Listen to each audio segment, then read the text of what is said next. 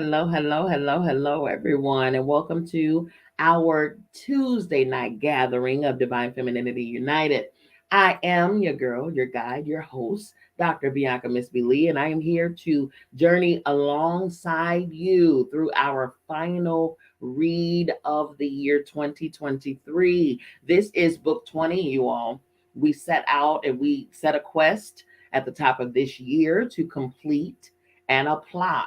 Okay, it's one thing to get the knowledge of, right, or gain information, but if it's not applicable, then you have wasted your time. I am here to tell you, okay? So not only are we journeying through and reading these books, but we are applying them where they need to be applied. And we have expanded ourselves, we are extending ourselves, we're being stretched, we are being molded and shaped and leveled up so that we can expand even further, okay? And ultimately align with our most highest, most divine, most purest, precious self, okay? So in this journey, we journeyed through all four books of The Secret written by Rhonda Byrne. So we started with The Secret, obviously, book one, and that led to book two, which is The Power.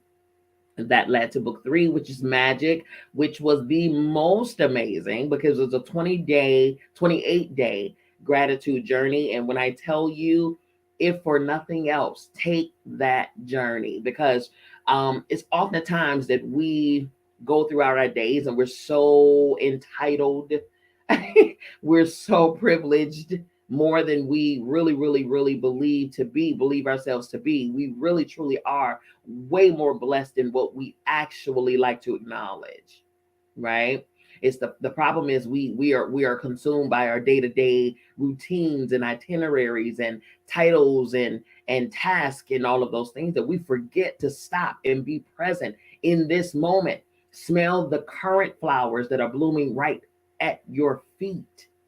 Be in this moment and take in the blessings that you have been granted every single moment of every single day, right? And if we really understood that, like truly understood that, then we wouldn't have anything to complain about. We would make observations, we would make adjustments, but we wouldn't have complaints because we would know that everything, good, bad, ugly, or indifferent, works together for our good. Everything, nothing is missing from everything, right? Is working together for our good. So when we get to that point of gratitude, which unlocks the floodgates and allows more to come, okay? Gratitude keeps us present and grateful for what we currently have, because if you think about it, what you currently have was once upon a time a prayer, a request, an intention, a manifestation, something that you were working towards. And now that you're in it, now we overlook the appreciation of the now because we're too busy looking at next week, next year. I want to stay here in this moment, in this right now moment, because this is my life. This is the current thing that is happening right now while manifesting, okay? While setting an intention, while planning ahead, but being very mindful not to overlook the right now, the gift that is present, right? Okay, so from there we are in the hero right now. So the hero was broken down in four parts. We concluded the first part, which was the dream. When we began this book, we began it on Sunday, 2 days ago, which those are the days that we meet. We meet on Sunday evenings at 5 p.m. Eastern Standard Time, and on Tuesday evenings we meet at 8 p.m. Eastern Standard Time. Okay, those are the 2 days that I have available because I am a student. I am a student of both Cornell and Purdue. I just tried to combine those words, Purnell, isn't that something? So I am a student of both Purdue and Cornell. I already hold a doctorate and I'm working towards others, in different areas of wellness, complete and total wellness. Because in order for me to be able to really make a huge impact in this world, because this is what my life is set to do in this life, I have to elevate myself. I have to get myself to a place to be able to do that. Okay. And that is what I'm doing. I'm chiseling me. I'm expanding myself so that I can leave a bigger impact on this world, a bigger thumbprint on the world. Okay, one that transcends me, right? So that's what we're working on. Okay, the better I get, the better I can the better I can deliver. There it is. All right. So that's what these journeys are for, you all. It's for us to get better. And that's all that is. And when I say I'm journeying alongside you all, I don't read these books ahead of you, right? I read them with you, because this journey here, this life, regardless of what our titles are, this life is literally us holding each other hand, walking each other back home to ourselves, home to our most highest self, home to our other realms and dimensions that we originate from, home to our next iteration, home, wherever home is for you. You know what I mean? That's all we're doing here. I am you, you are me. We are one of one. All right.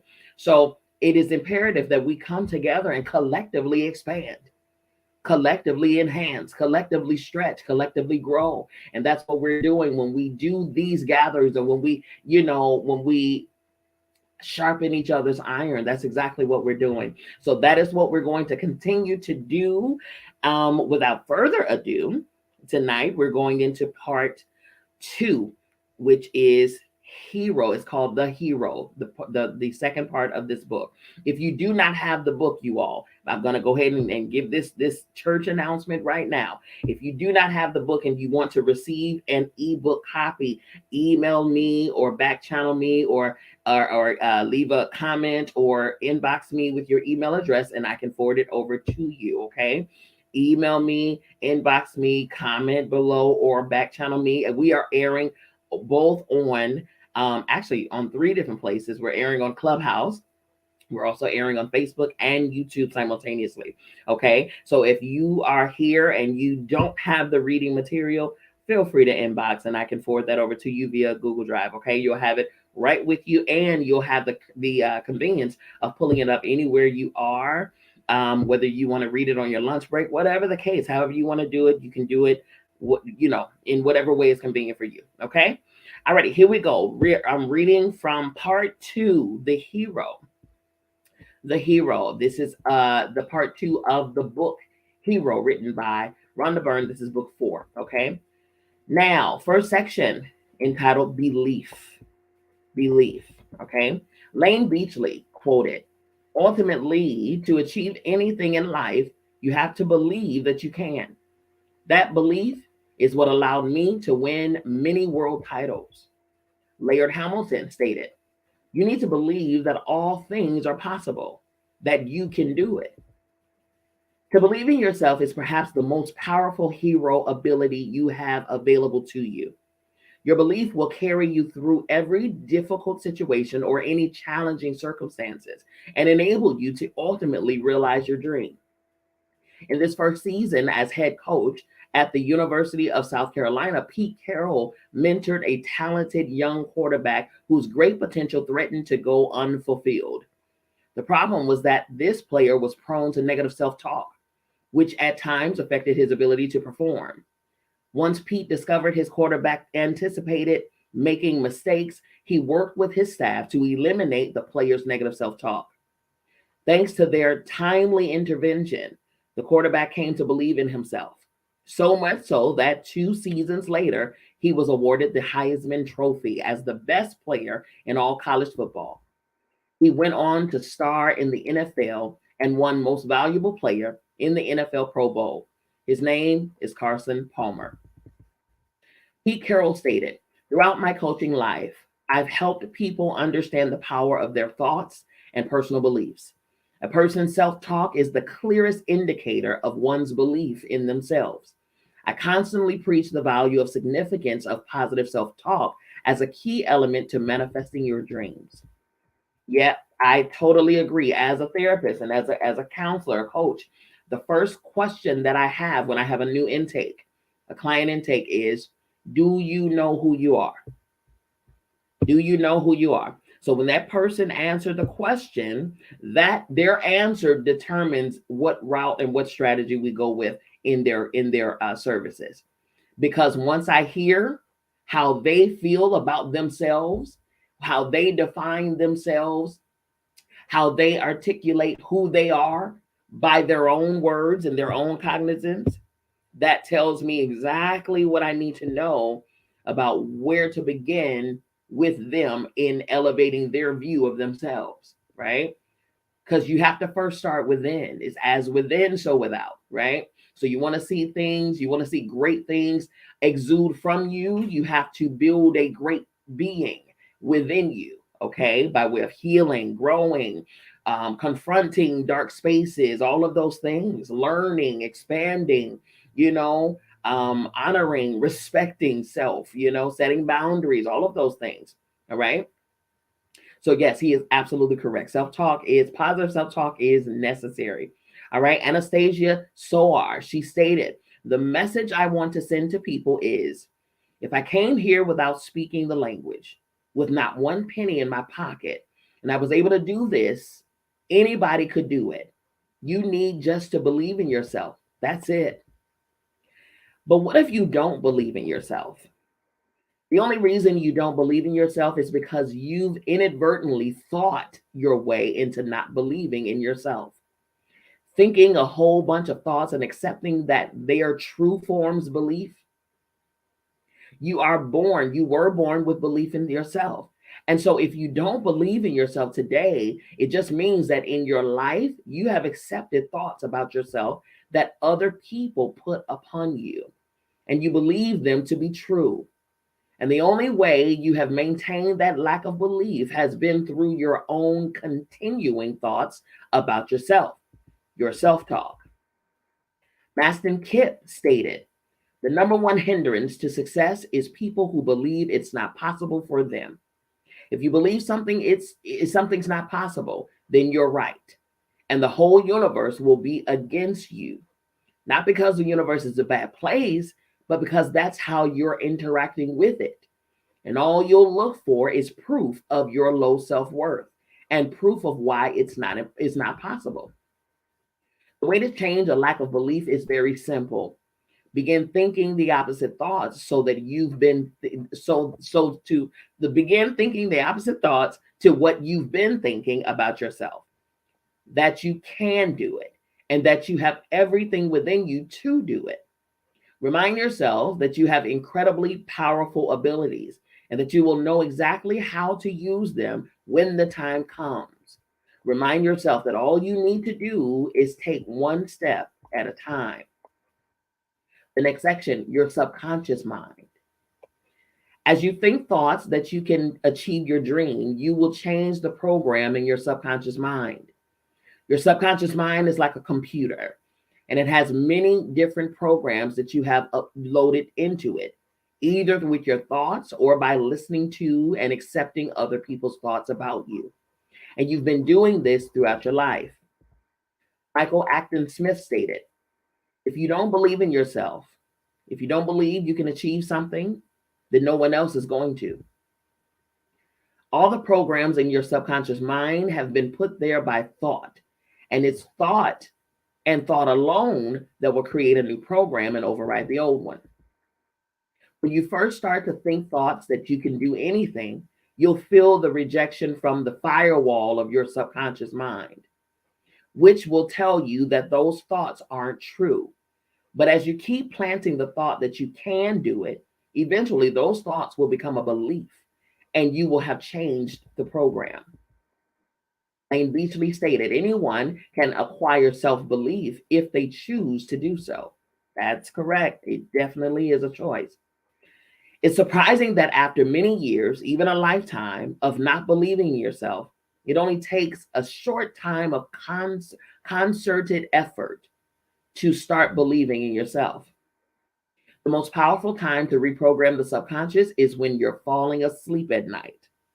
When you're in that very sleepy state of being half asleep and half awake, plant the thought that you can do anything and you can achieve anything you set your mind to. Your aim is to make that believing in yourself thought your last thought before you fall asleep. Because the very last thought you think as you're falling asleep goes straight past the firewall and into your subconscious mind. And when that thought goes past the firewall, The subconscious mind must accept it as true. Once your subconscious mind has the new program of believing, it must carry out that program and prove your belief in yourself true. You will suddenly find new people in your life who believe in you and new support from people around in your already in your life. And you will feel inspired to take particular steps or actions that prove your own abilities and increase your self-belief. Whatever you hold in your subconscious mind is what happens in your life. This is because any new program in your subconscious mind is immediately transmitted to the universal mind. And once the universe has the instructions, it will work with you to make sure you achieve what you believe. Perhaps now you will understand why it has been said that whatever the mind of man can conceive and believe, he can achieve. GM Rail stated, I strongly believed in my vision of creating value for society. In spite of two significant setbacks that could have derailed my life, I persevered because my values and unflinching commitment were aligned with the will of the universe, which supported me unconditionally. There was never a doubt in my mind. Laird Hamilton stated, I truly believed I could achieve my dream. I couldn't have achieved what I've been able to do without truly believing it. Now, it doesn't mean I didn't have doubt, because doubt is ever present, always looming and circling and trying to get a hold of you. But I didn't embrace the doubt. Now, that's the key. That is the key. Doubt is going to be there. I mean, we're human, so those thoughts are going to come. However, the only way that it can take effect is if you embrace, if you welcome, if you invite the doubt in, and then you begin to listen to the doubt and then believe the doubt, right? There it is. Believing in yourself doesn't mean that there won't be moments where you question your ability to achieve your dream. In those moments of doubt, just bring your mind back to the very next step you have to take, because you'll find it easier to believe you can take the next tiny step rather than have your head spinning with the whole journey ahead. That's right. Step by step. That's right. And when you think about it, you can only take one step at a time on the hero's journey. And one step at a time is all that every successful person took. Okay. When you're feeling happy, your belief will be strong. If you're feeling tired, discouraged, under the weather, or lacking energy, that's when doubts come in. Everyone has those moments. So remind yourself that the way you're feeling is temporary and it will pass. That's why it's so important to follow your bliss every day, because in doing that, you will be happy. And as a consequence, your belief will be strong. TM Rail stated, you have to invest belief in your dream. Be confident that what you want is simply the best thing in the world for you. Without that belief, what follows is a half-hearted approach without effort, determination, or persistence. Many times, the fear of failure is behind this lack of conviction. That is so true. Maston Kipp stated, my mom told me I can do anything I set my mind to. So I literally believed her. I knew from the beginning that when I really set my mind to something, something will happen. I agree. I agree. I believe the same thing about myself. Any mission, any vision that I've ever had, no matter how grand or how small, it absolutely came to pass with every I dotted, every T crossed, the very same way. The exact way that I envisioned it is the exact way that it came to manifest. Absolutely. Laird Hamilton stated, my mother believed that I could walk on water. Her belief was less about the goal and more that I could be a good person. But that gave me the strength to believe in myself. Everybody who's got something, who believes in them, somebody who believes in them, has got to hold on to that person. That's the person they need around them. Correct. Absolutely correct. Get yourself a tribe. Get yourself a circle. Get yourself a family, a soul family. You have your birth family, you have your blood family, you have all those friends and day ones and childhood friends and all of those people, but they may only be familiar with who you once were, right? They may not be familiar with who you've evolved into. So it's very important to, to gather your circle and update, take inventory of your circle. I'm not saying get rid of people or whatever the case, unless they need to be gotten rid of. I'm just saying, hello, that purging is healthy, it's very healthy. All right. But what I am saying is, I think loyalty at times keeps people stagnant, keeps people in a place that they no longer want to be in. It keeps them in a place where they have outgrown loyalty, ride or die, all of that. Okay. Now, it's good to have people who, will stick beside you and things like that. That's great. But what is the reason that they're sticking beside you? Because people, sometimes some people want you to remain how you are and who you are for their convenience, not for yours. Okay. So if you truly have a circle, a real circle around you, a real beneficial, healthy circle around you, then that circle will be some main components in cultivating you elevate your elevation. They will be main components in assisting you to rise to your next best self. They will be the ones that will be key contributors in you growing and expanding yourself. Okay. Regardless of whether you met them yesterday or in the NICU, okay? Who's for you, you will know who's for you. And I'm here to say, oftentimes some of those day ones, some of those family members, some of those, people that you're way, way, way familiar with and have known you since you were knee high to a grasshopper. Some of those are the ones that are your biggest hindrances in moving beyond the image that they have for you. Right? Trust me, I'm telling you now, we need to take inventory. Often take inventory of your circle, because that old saying, what is the saying? You show me who your friends are, and I will show you your future. That's a real statement. Who's around you? Who's around you? All right. Moving on, Anastasia Soar, she stated, a little thing will change your life. These were more innocent. These were more innocent times, but I vividly remember when I was 6 years old in my mother and father's tailor shop. One day, my mother said, "You remember every time I take you to the shop, I will write on a piece of paper what to buy and give you the money. You take the bus and count 6 steps. Make sure you ask the driver if it's the right stop." I said, "Mom, I'm 6 years old. I don't know." She said, "No, you are smart. You can do it." I was a little afraid, but you know what was in my mind? She said that I am smart and I could do it.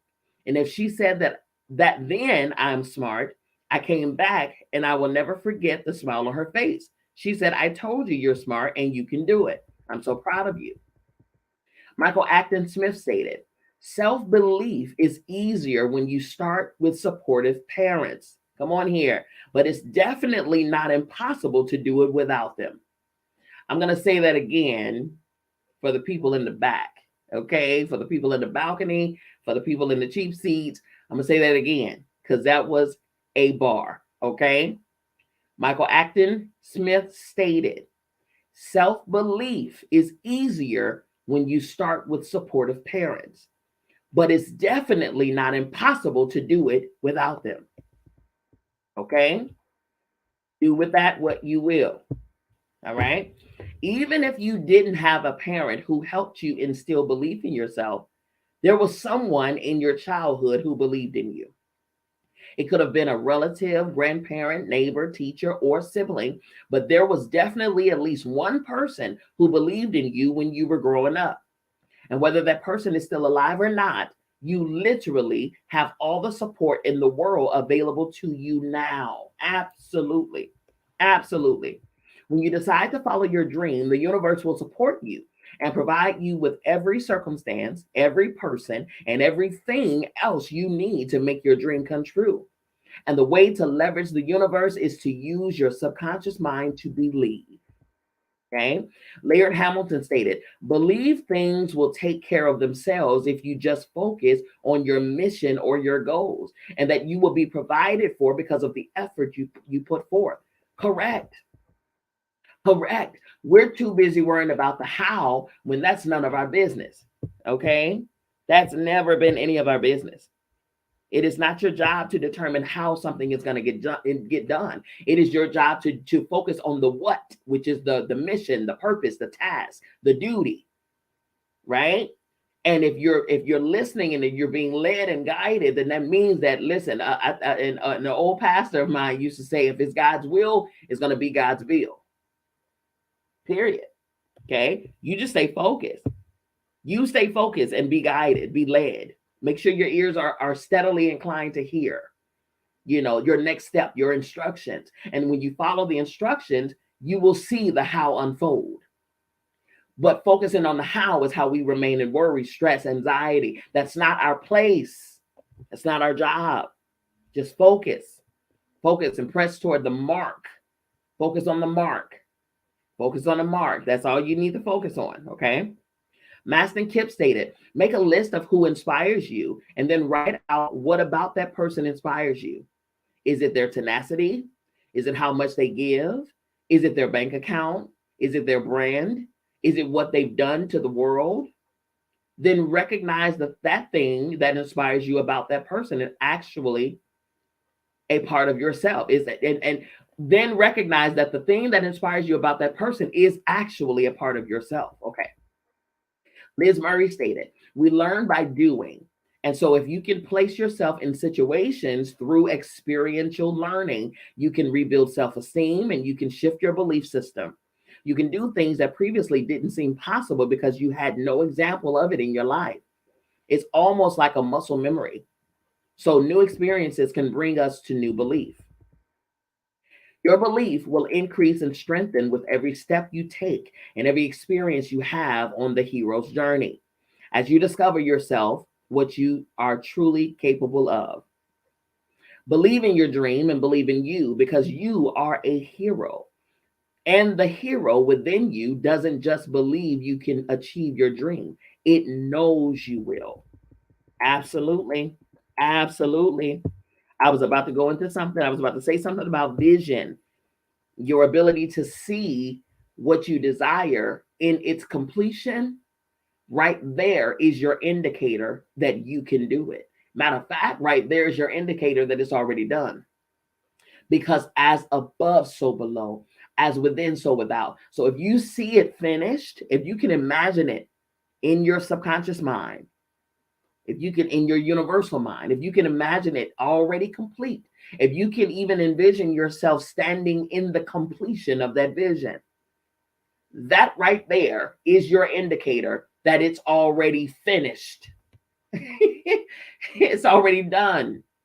And any step that you take towards that image that you see in your mental is you working backwards. Is you working in reverse. Because again, the fact that you see it completed in your mental says that it's already done. Above. Now you need to bring what's above below. Right? That's how that works. Going into the next section entitled Vision. Vision. Maston Kipp stated, the Bible says it best. Without a vision, people perish. Simple. Simply put. Laird Hamilton stated, every idea that I've ever had and everything I've ever done, I first saw it in my mind. Correct. People talk about visualization. That's just a way of saying that you can see it in your mind. Ultimately, you can't have a dream without being able to see it. However, how are you going to manifest something that you don't see in your mind first? Sports people and athletes know the power of creating a vision of their dream. That is correct. You will have heard one athlete after another at the Olympic Games talk about the fact that they had played that they had played this moment of winning gold in their mind for 4 years. Athletes use the techniques of visualizing constantly in their training to see everything they want to achieve in their mind and to practice and improve specific skills. Lane Beachley stated, I spent a lot of time visualizing as an athlete. The great thing about being an athlete is utilizing that technique to visualize the desired outcome. Pete Carroll stated, constantly we work with visualization, with envisioning what we could become. All power comes from the ability to envision what you want to become. How could you possibly get there unless you can picture it? You wouldn't know when you had arrived. That is so true. Michael Phelps, Olympic champion swimmer, stated, when I'm about to fall asleep, I visualize to the point that I know exactly what I want to do. Dive, glide, stroke, flip, reach the wall. Hit the split time to the 100th, then swim back again for as many times as I need to finish the race. The sporting world has latched on to one of the most powerful practices to create what we want. Create a vision in our mind of the exact outcome we want.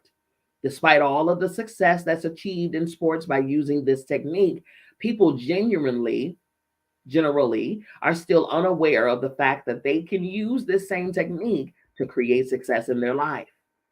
Lane Beachley stated, I could only visualize one outcome, and that was standing on the podium with a trophy above my head, being sprayed with champagne. That's all that mattered to me. The most important part of creating a vision is that you get a picture in your mind of the end result or the outcome you want. Get every other detail out of your mind of how you're going to achieve it and just see the end result of your dream. Lane Beachley chose the vision of standing on the swimming podium being sprayed with champagne because that vision clearly represented the outcome she wanted, becoming a world champion. Michael Acton Smith stated, I love drawing and doodling and sketching, and I spend hours filling up notebooks. I scribble down the things that I want to achieve and do. When you sketch elements of your dream, your mind immediately forms a vision from your sketch. When you write notes about your dream, your mind automatically forms a vision from your notes. Either way, you're visualizing. In my life, whenever I have to do something I've never done before, I never think of going into it without first having visualized the outcome I want. I play that vision over in my mind and feel the exciting feelings as though it's already happened. I don't think about how I will do it. I just visualize the outcome I want. This technique is one of the most powerful and little known abilities that human beings have to create whatever they want in their life. Because your subconscious mind loves pictures. When you have played a picture in your subconscious mind, it must do everything to make it materialize. It must do everything to make it materialize. It must do. It has no option. It has no other option. It must do everything to make it materialize. Understand that. Everything in this world, above this world, in other worlds, everything is here working collectively to assist you in this journey. Every single thing, the planets, the stars, the vibrations, frequencies, all of the galaxies, other realms, this earth, under the earth, on the earth, it doesn't matter. Every single thing is corroborating together to work on your behalf. Isn't that something? And we have the nerve to say we're lonely and unsupported. Please. Somebody want to walk away, honey, let them walk, because you have a huge backing. A huge backing. All right. GM Rail stated, my dream was always in my mind. Right from the beginning, I was living with my dream alive in me, acting it out even when it was just tendrils of thought. My actions arose from the thought that my dream had already happened, and from my actions, I could see the results arise. Azim Premji stated, success is achieved twice, once in the mind and the second time in the real world. Correct. Success is achieved twice, once in the mind and the second time in the real world. Peter Foyle stated, virtually everything I've done in my life is not as a result of what I've studied or how hard I worked. It's a result of visualizing and knowing I'm already there. That's a word, and that is correct. When I was making the secret film, I visualized the outcome I wanted multiple times during the day. I saw the outcome so clearly in my mind that it felt as though it had already happened. There's no doubt in my mind that visualization was the most powerful thing I did to help make the secret a huge success. Correct? In fact, that's what it talked about. That's what the secret was about, the law of attraction and visualization and seeing and thinking and feeling and having it all align with what you desire versus what you don't, no longer paying attention and no longer talking about and discussing out loud or even in your mind the things that you no longer want, the things that you don't like, the people that you don't want to be around or whatever. All of that stuff, we spend a lot of time discussing what we don't want, right? And essentially, because you devote so much time and attention to that what you don't want, that's what draws it to you. That is the law of attraction in operation. You draw to you more opportunities to receive what you don't want. But the opposite works the same. You focus on what you desire. Let that take over your mind. Let that consume your words. And then watch and see what draws to you. Okay. Peter Foyle stated, people think you're an outright liar when you're visualizing because they think that's not happening. That's not here. Oh, yes, it is. Absolutely, it's here. Because if you can think it, it can happen. If you can think it, it's already happened. Once you have got good at visualizing the outcome of your dream in your mind, where you feel as though it has already happened, you can use the same technique for any smaller steps or goals you want to achieve on the hero's journey. But even if you only ever visualize the end result of what you want, your vision ensures that you will get there somehow, some way. Ms. Murray stated, because my goal was straight A's, I went to the office in my school and I asked them to print out my transcripts. They said, you just started. You don't have any. I said, no, I want the blank ones. They printed it out with my name on it, and I sat in the staircase and I wrote my grades in. I felt like they already existed in the future. I just had to catch up with them. When I did my homework, I would take out the straight A's that I decided I would have and put them on the side so I could look at them while I'm working. I really worked from a feeling that it was already real somewhere. I love that idea. I love that idea. All the students, there you go. You hijack her technique now. I'm telling you, because it worked for her. In your life, you can use visualization for any situations you want to go well. You can visualize the outcome of exams, auditions, interviews, meetings, pitches, proposals, making a speech, meeting your in-laws, meeting your in-laws, taking a trip, or your boss giving you the biggest raise in the history of your company.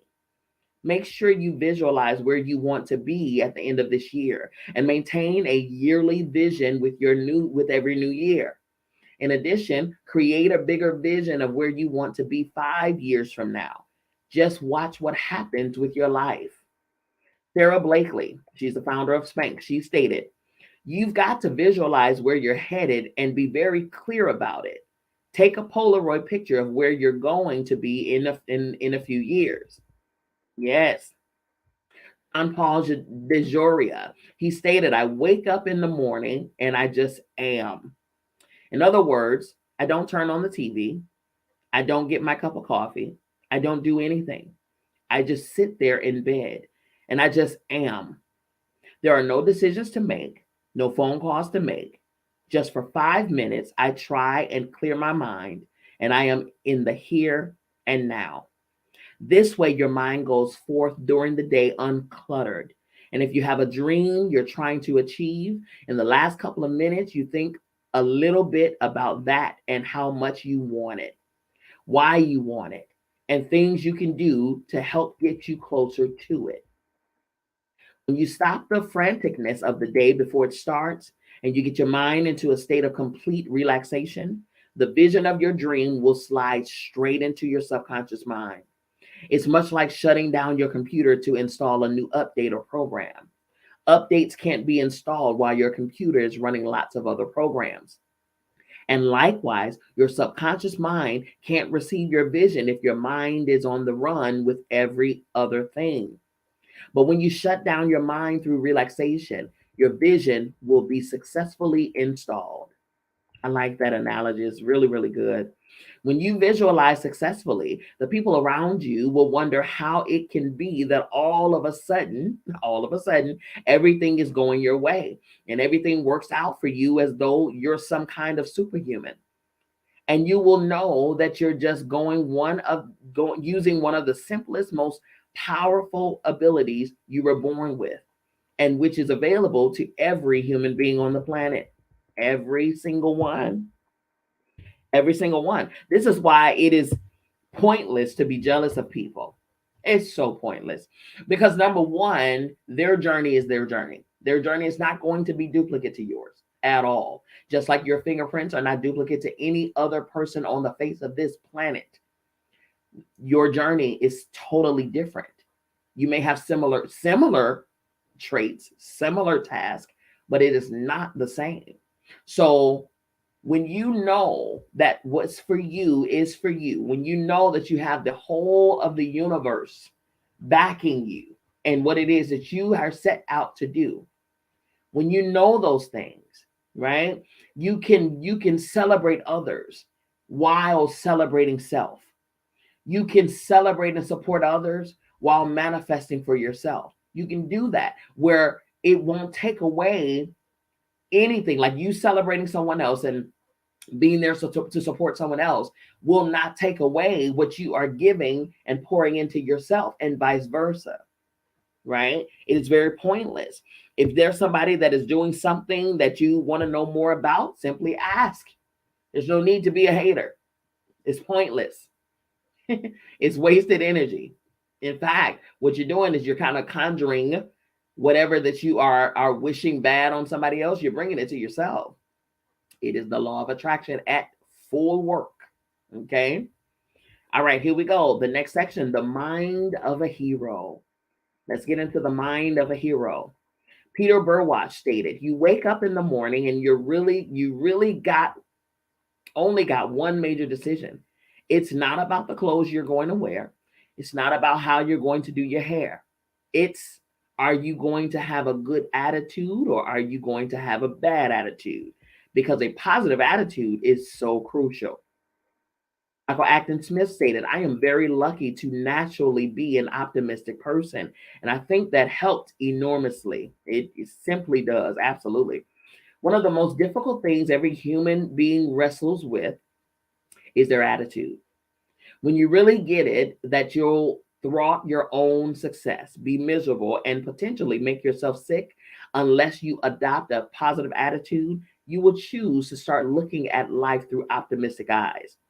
Your attitude is of your own creation, and it can be your biggest undoing or your most powerful tool. Lane Beachley stated, if you want things to improve in your life, if you want to change from the patterns that you're currently experiencing, then learn to take responsibility for your thoughts. Your thoughts form your attitude.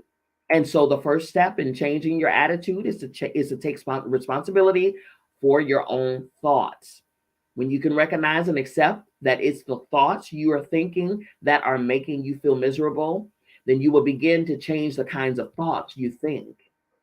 If someone offered you the life of your dreams in exchange for you finding as many good things every day as you could, you would do it in a flash. Well, that is the way you receive the life of your dreams.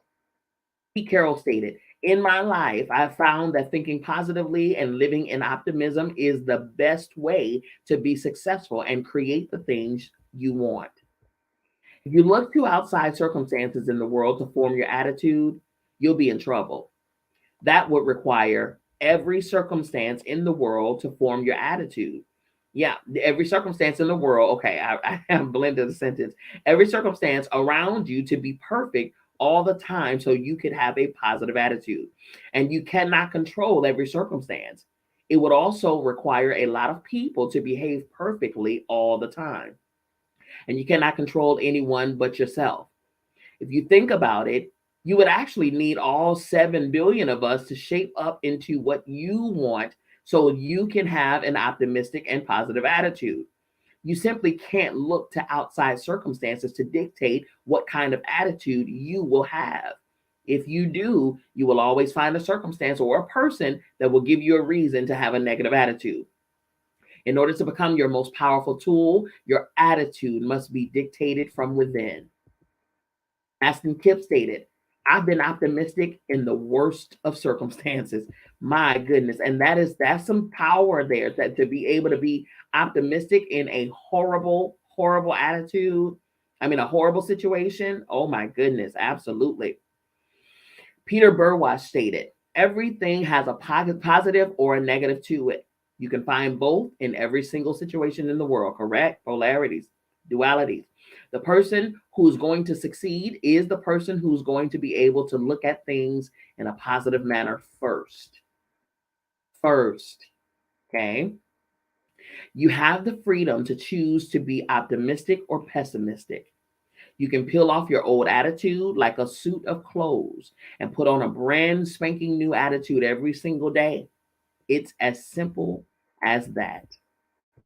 Okay. Next section. Something good is just about to happen. Something good is just about to happen. Pete Carroll stated, my mom always said that something good is just about to happen. I didn't realize this early on, but I've lived my life with the thought that no matter how dark or how difficult things became, there's this consistent hope that it's just about to turn.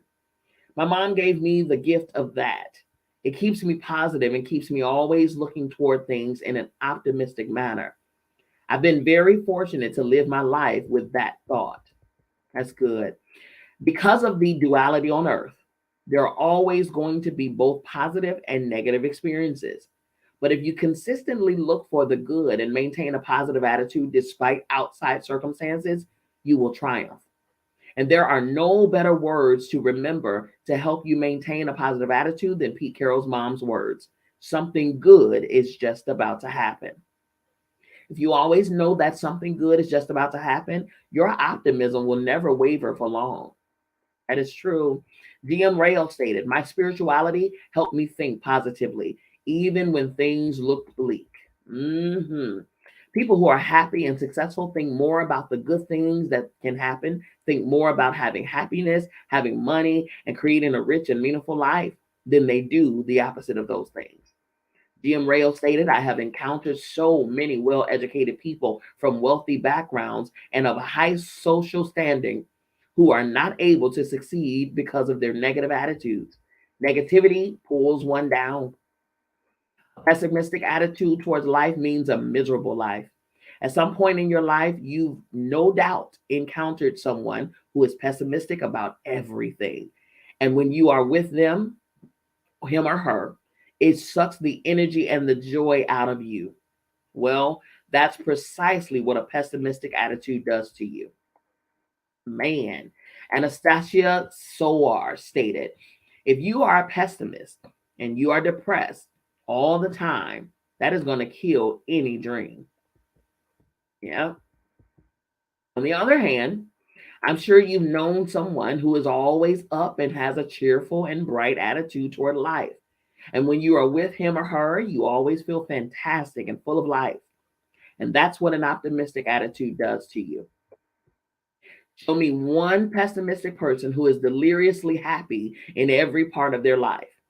It's not possible, because even if they had everything they wanted, the glass would still look half empty to them. Peter Burwash, he stated, two people are living side by side, and one person wakes up in the morning and throws open the window and says, good morning, God. And then the other person next door, the pessimist, says, good God, it's morning. Just ask yourself whether you think blaming and complaining can transform a person's life into success and happiness. Do you think whining and criticizing can fulfill a person's dream and give them everlasting happiness? Carol stated, one of the rules that always applies in our program is no whining, no complaining, and no excuses. They're not the kind of thought patterns that support. That's not going to take us at all where we want to go. So true. Do you ever see Superman whining? Do you ever see Indiana Jones complaining? Do you see James Bond blaming others for his lot in life? You'll never see movie heroes, superheroes display any of these traits because the movie makers know that a superhero would immediately be diminished in their eyes, in your eyes, and would no longer be a hero. And the audience would instinctively feel something was wrong. How can such a negative person become a hero? And the answer is they can't. Blame, resentment, whining, and complaining are excuses we make when we're not living the life we came here to live. My God, let me say that again. Woo-wee. Blame, resentment, whining, and complaining are excuses we make when we're not living the life we came here to live. My goodness. My goodness, man. Okay. Liz Murray stated, in our darker moments as human beings, we start getting angry and entitled and blaming. I think anger and entitlement and blame are all cousins of each other. They're about what you shouldn't, they're about what you should have had and what you're lacking and who should have given it to you. I grew up thinking nobody owed me anything. Realize that anything you have, you're blessed to have because it could just as easily disappear. That's a much better attitude to have. That's a much better attitude to have. Yes, it is. That's what the book, The Magic, really, really opens your eyes to see a little clearer, a whole lot clearer. Because we see people around us who blame and resent and whine and complain, we can get that mistaken impression that it's okay and won't harm us. But all of those negative emotions will pull you down and disempower you until you feel hopeless. None of those emotions can ever fill you with the happiness you want and deserve. None of those emotions will lead you to your dream. None of them are befitting of the hero that you are. Laird Hamilton stated, it's impossible that you're going to be all cheery, happy, smiley, everything's perfect all the time. There's going to be some jealousy. There's going to be envy. All those negative things are going to occur at times. That's just part of being a human.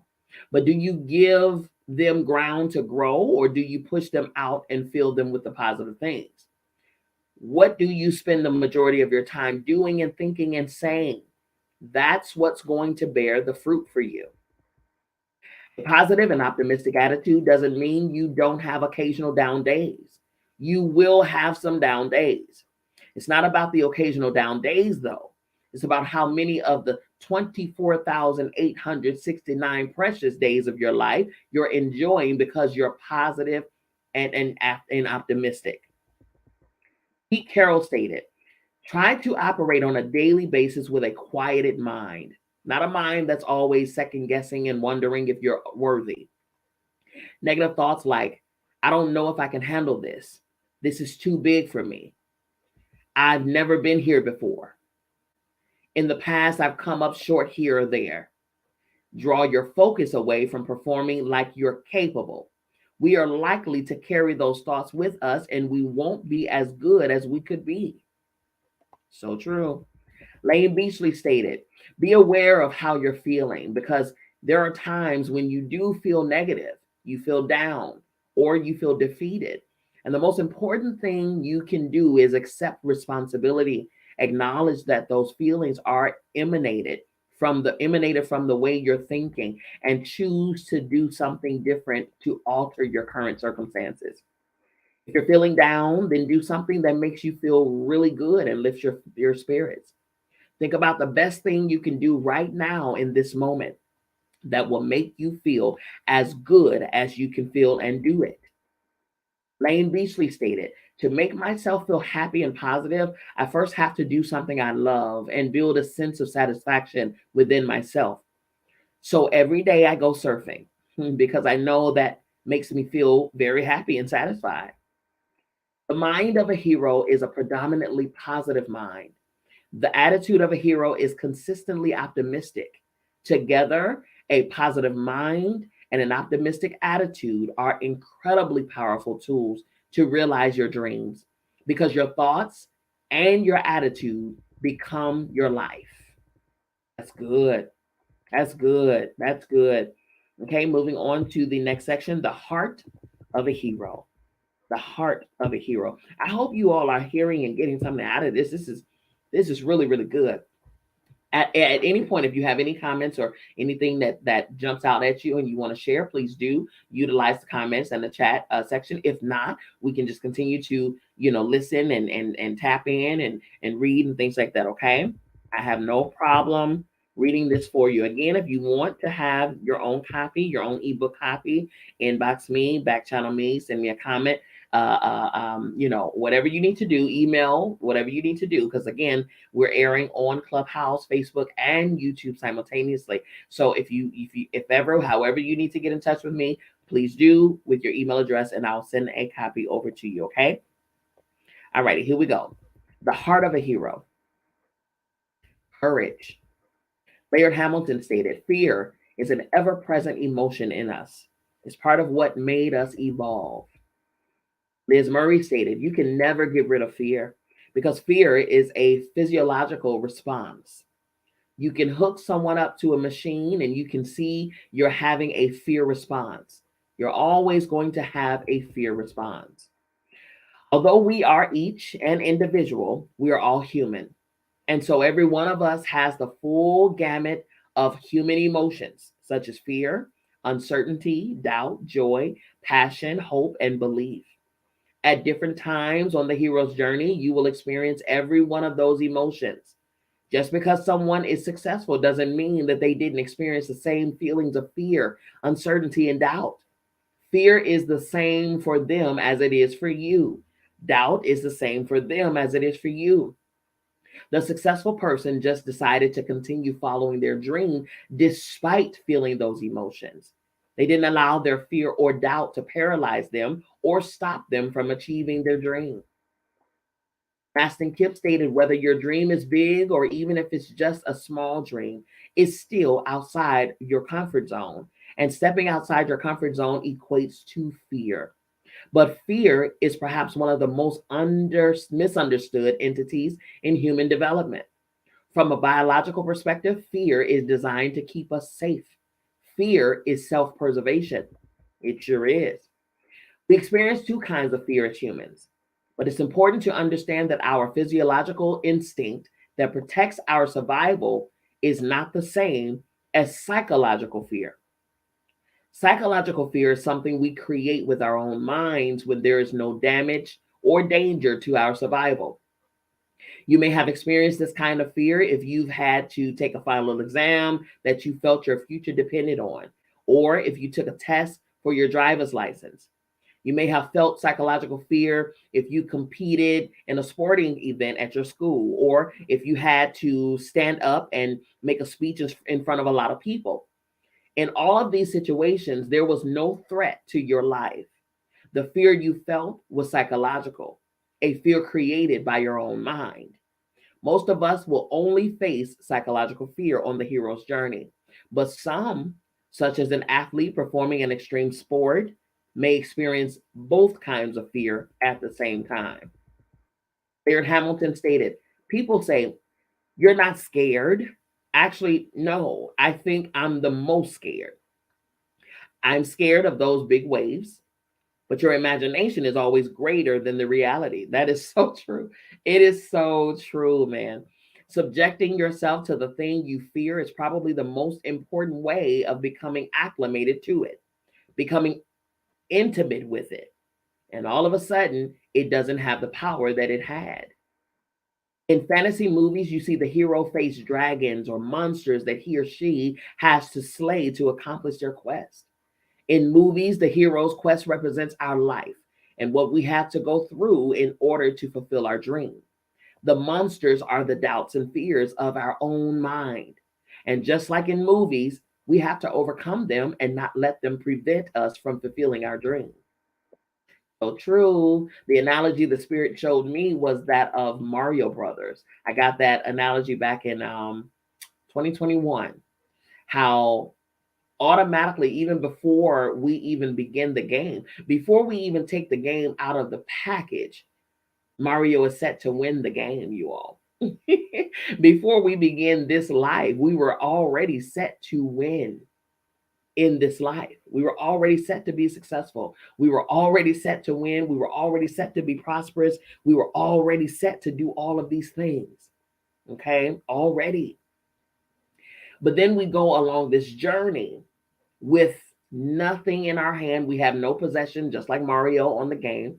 He's a little tiny little man, But along the way, right? Along the journey, there are strategically placed mushrooms and coins and money and tools and weapons and things along the journey. But in order for Mario to benefit from those, he has to get to the place that they are at, right?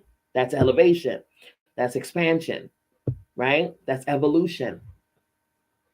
And the further he goes, he's going to fight different things. He's going to fight different elements, probably different aspects of himself, different aspects of fear, different aspects of self-worth or lack of self-esteem, and all of those self-doubt, the whole 9 yards. You're going to battle those things. But at the very end of that phase, that level, there's this big monster, this big, huge monster. And when we're looking at the equivalent of sizes there, it doesn't look like a fair fight, because Mario is this tiny, tiny man, and this big monster is huge. But somehow, remember, I said before you even turn the power on the game console, Mario was set to win the game. He was already programmed to win the game, which says that before you face this monster at the end of this level here, guess what? It was already set and programmed that you can win this, you can beat this monster.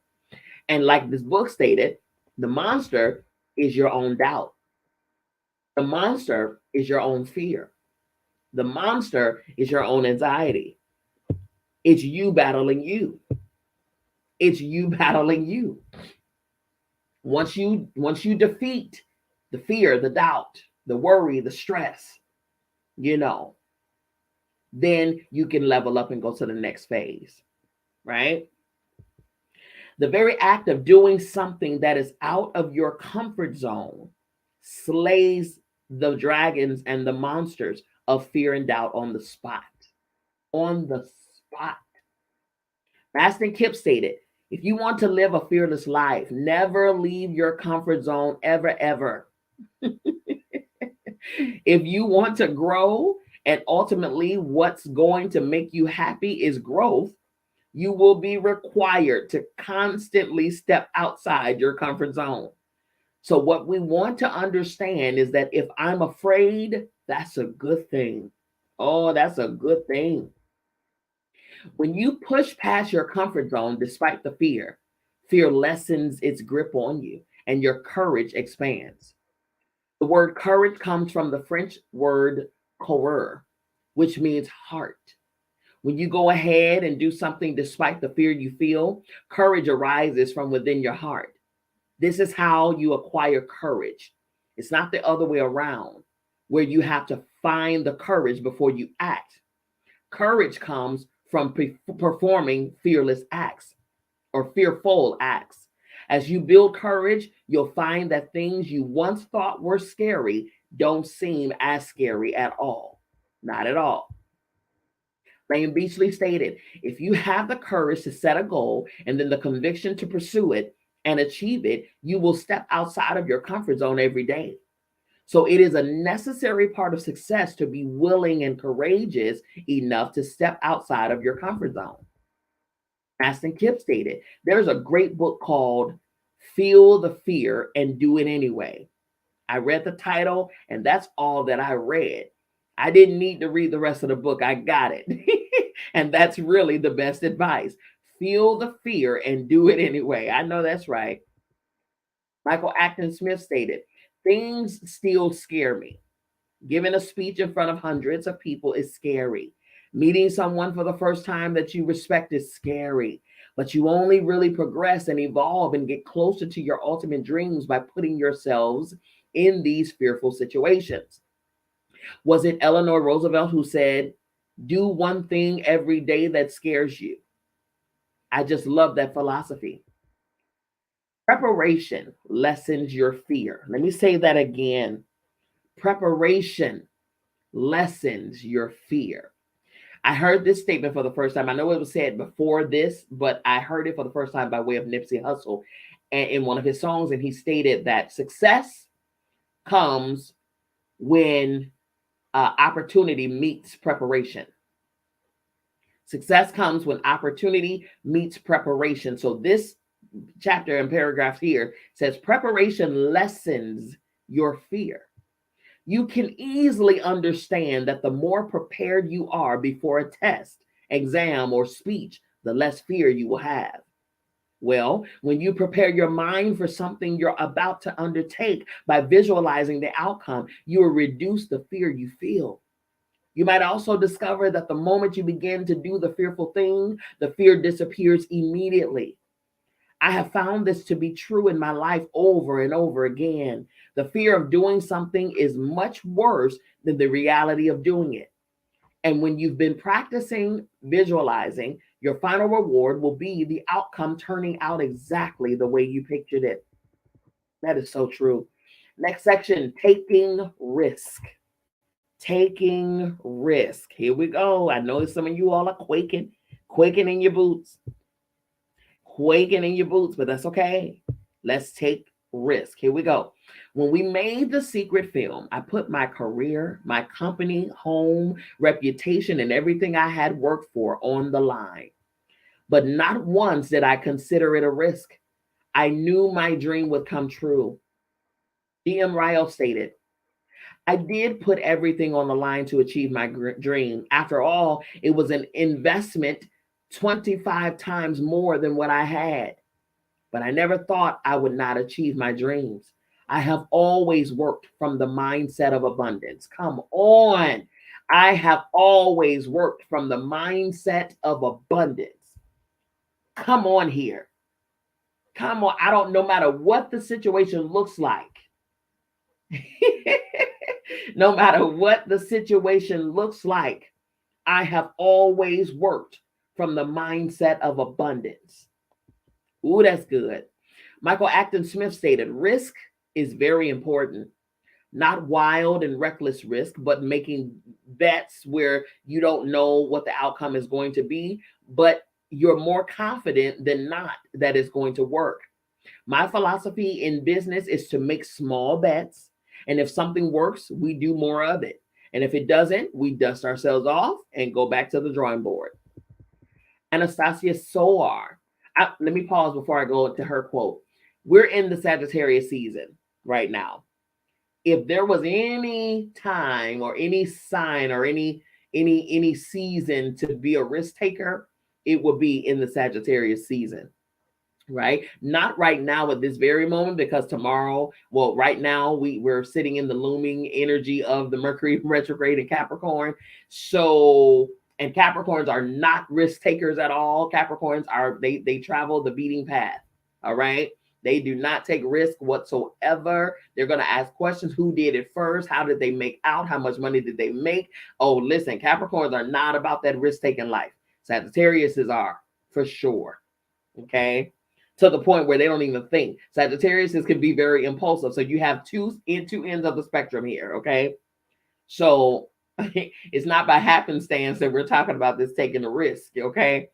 But be cool right now, you all. Like, be cool on the risk taking.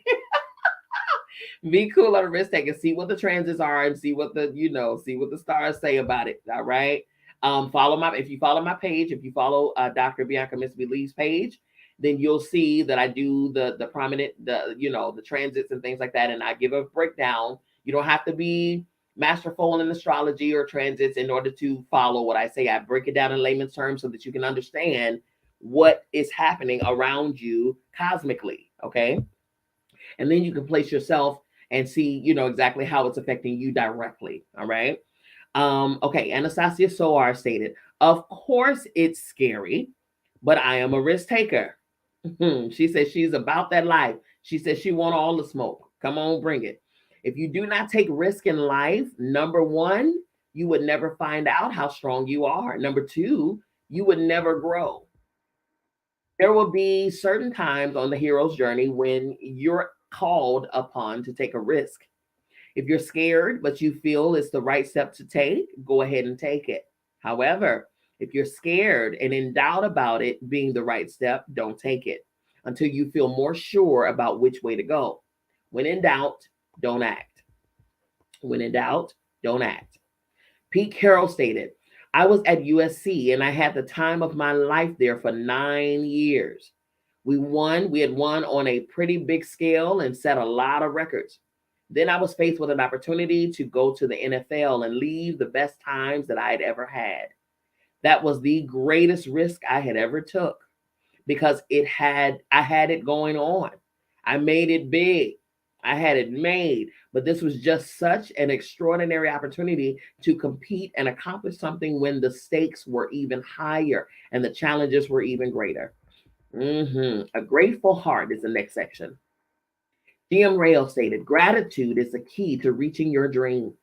Gratitude for what one has and what will soon come.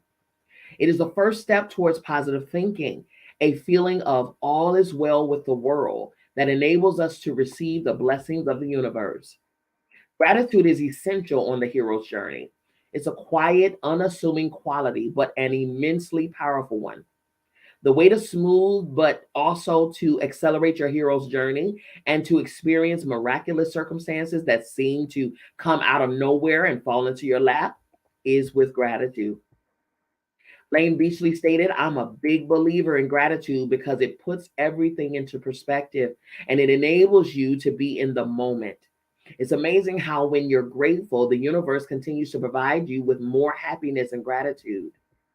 Anastasia Soar stated, wake in the morning and count your blessings that you are healthy, you can walk, you can see, you can breathe. Yes, yes, yes, yes, yes. Every day, taking the journey, the 28 journey through the magic, the 28 gratitude journey, you will, once you complete those 28 days, you will have named 280 blessings that you are blessed with, because we have to name 10 a day, right? And I would encourage you to even continue the practice after you completed the journey. Every day, name 10 blessings. Count your blessings because they are definitely countable. You understand me? Trust me. You can lessen and actually dissolve all manner of seemingly negative situations like challenges, obstacles, and problems through gratitude. If you're facing a problem or you've hit a dead end and you can't see any way out, the act of deep gratitude will clear the way. It's as though your gratitude causes the universe to issue a free pass that enables you to jump over the obstacle. Suddenly, you find the obstacle you were facing diminishing and or disappears, and your way ahead is made clear, or you find the solution, and with it, the obstacle is overcome. Peter Foyle stated, gratitude has to be on the forefront of everything you do. You have to be very grateful, number one, for being here. If you have any positive things in your life, be grateful for them and they multiply. The more grateful you are, the more things multiply, and the more people, events, and situations that are not that wonderful for you disappear, or vanish. It's amazing how much more quickly things that are not for your favor vaporize the more grateful you are. I am a witness to this countless times on all levels, on all levels. You hear me? I'm so grateful for that ability right there, for that trait, that the more grateful I am, the more the people who are no longer for me, they know how to find the exit, and they don't have to make an announcement about it either. You know what I mean? It's just like, okay, thank you. Thank you for coming out, and God bless you. God keep you is always my prayer. All right. If you instill yourself with a grateful heart from the beginning of your journey, and you maintain your gratitude along the way, you will make your journey that much easier, and any difficulties will be reduced dramatically. Without gratitude, you pass up the opportunity to have the universe plot and plan and provide the right people and the exact circumstances you need to help make your dream come true in the most magical way. Instead, you're going to have a heck of a rocky ride. And in addition, you miss out on the blissful feeling that comes with a grateful heart. Maston Kip stated, what's so great about gratitude is that it gets you outside of yourself. You focus on what you have, you focus on blessings, you focus on other people, and that's ultimately where fulfillment comes from. When you're grateful, you're not focusing on you. It stops the misery of me. Come on. It stops the misery of me. It stops it. It stops you from worrying and stressing about situations or whatever the case when you are grateful for the things that are around you. When your mind is set to gratitude, you're not focusing on what you don't have. It is impossible to be grateful and happy and laughing and smiling and be miserable and depressed and worrisome at the same time.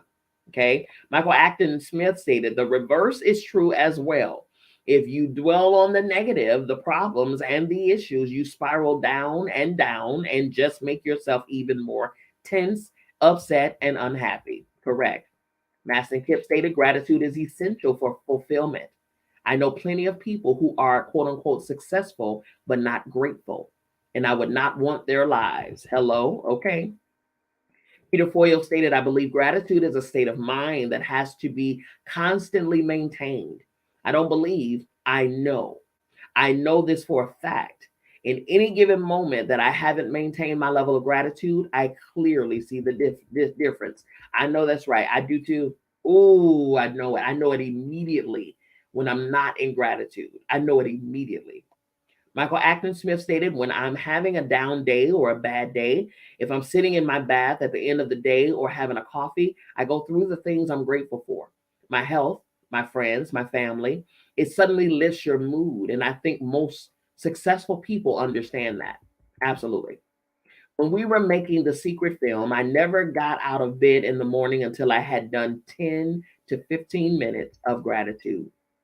Peter Foyle stated, even my password on my computer is one that reminds me every day of how grateful and happy I am for all the things that I have. I know that's right.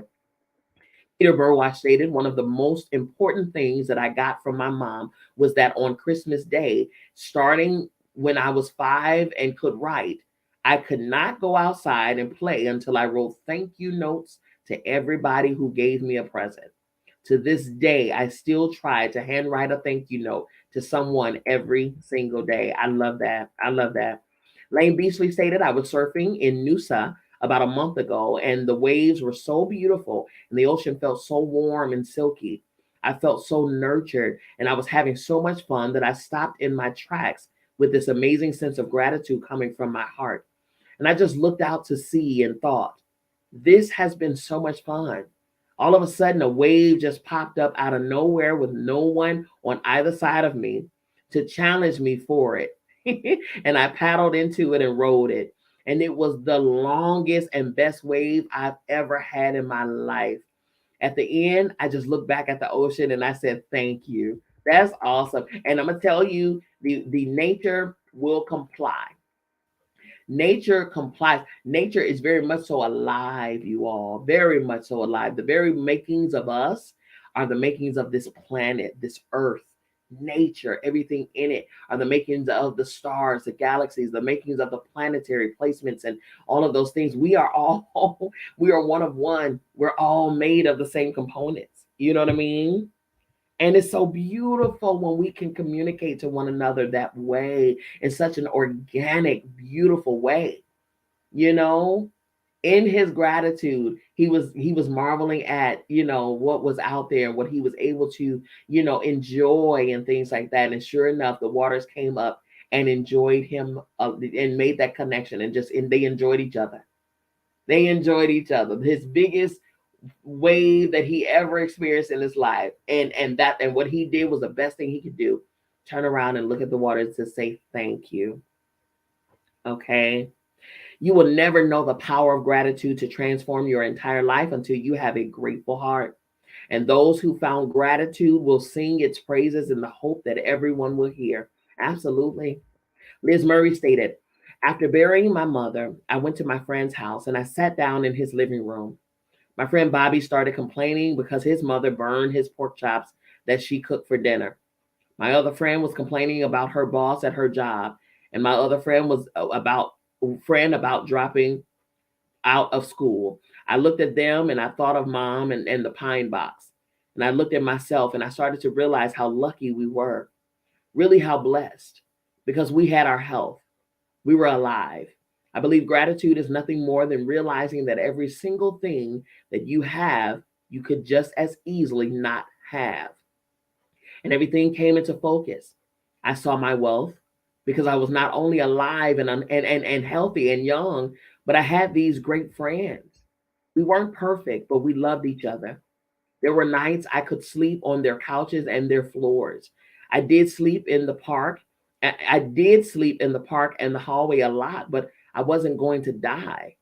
If you think of everybody on the planet and what they go through, my concept of poverty couldn't even compare to many. Come on. I didn't have a place to live. I didn't have anything to eat, but I realized my own privilege. Come on here. Ooh, man, that's a realization. That's a realization. And that's one that I maintain for myself, especially when I get into these entitled, modes, which we all do. We can be very self-centered at times. That is a human trait. Okay. But man, I quickly alter that because, it could be so different. It could be so different. And because it's not, I'm grateful. You understand what I'm saying? That's exactly what we have to do. We got to be mindful at all times. Okay. Next section, intuition. Peter Burwash stated, I spent 6 years studying leaders around the world, and 99.9% of them said intuition is more important than logic. Logic is what you've learned. Intuition is who you are. It doesn't mean that you can't be practical and use logic and common sense, but that first emotional feeling is very, very important. Yes, it is. That's another thing regarding Capricorn.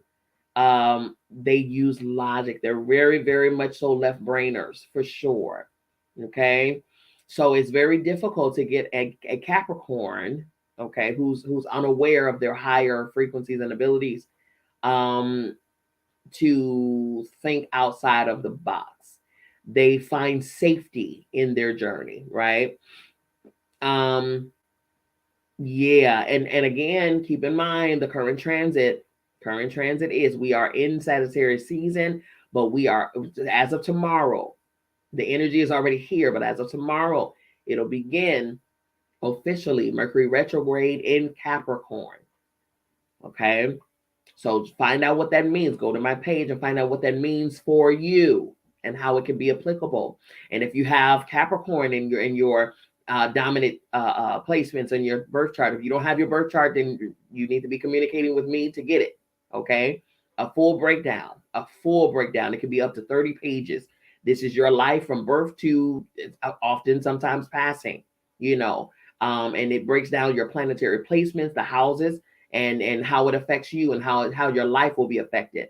Not only that, you can also get a progress chart starting from today out to whatever you need, and all of those things. So yeah, so if you have Capricorn, if you have Sagittarius or whatever in some of your dominant placements, then that'll be a more intricate look as to how it can affect you in this season. All right, I'm telling you, every single thing that the creator created was created with a purpose. Okay, it was created with a purpose. Don't dismiss it just because you don't know how to utilize it. Find out how. That's it. All right. Steve Jobs stated, have the courage to follow your heart and intuition. They somehow already know what you truly want to become. Yes, they do. Mastin Kipp stated, intuition is the primary tool you need to make your dream a reality. Without trusting your intuition, you're going to fall flat over and over again. Over and over. Intuition is a flash of knowledge that comes with a very strong and compelling feeling when we receive it. The feeling urges us to go a particular way with something happening in our lives, or sometimes to not go a particular way. While the feeling is always immediate and strong, people often second guess the incredible communication they've received and allow their conscious mind to talk themselves out of listening to it all the time, all the time. All right. Michael Acton Smith stated, I am a big believer in gut instinct. A lot of people see it as just mumbo jumbo and nonsense with no data to back it up. But I believe there must be something there because our subconscious picks up on so much more than our conscious brain. And the way the subconscious speaks to us is through our gut. When you have a feeling about someone or a situation, it is very, very important to listen to that. From my experience, it's paid off far more often than it hasn't.